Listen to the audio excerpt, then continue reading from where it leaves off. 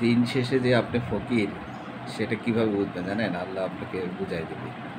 যখন আপনি আপনার মেয়ের মানে প্লেটে ২ টা চিকেনের জায়গায় ১ টা চিকেন দিবেন, তখন মেয়ে বলবে, "বাবা তুমি কি ফকির? বা তুমি ফকির।"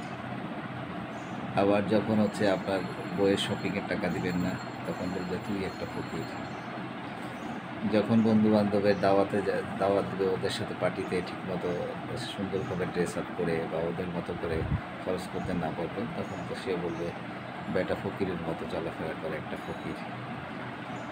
ভাই-বোনরা যখন টাকা-পয়সা চাবে দিতে পারবেন না, বলবে যে, "ও হচ্ছে ফকির সাজে, বেটা একটা ফকির।"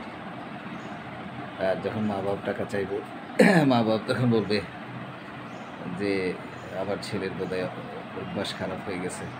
টাকা-পয়সা হাতে থাকে না। তাই ফকিরের মতো হচ্ছে ইয়া করে Likey